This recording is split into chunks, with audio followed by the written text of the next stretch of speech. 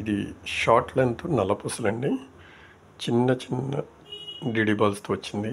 ఎగ్జాక్ట్గా కాకపోయినా 4 grams above ఉంటుంది. చూడండి 18 లెంత్ వస్తుంది. ఇది నల్లపూసలు. సో ఇది ఏంటంటే అందరికీ తెలిసిందే. ఇది దీంట్లో చిన్న మోడిఫికేషన్ చేసాము.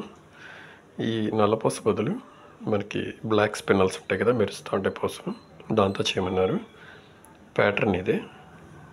సో ఆఫ్టర్ వర్క్ అయిన తర్వాత మనకి ఇలా వచ్చింది.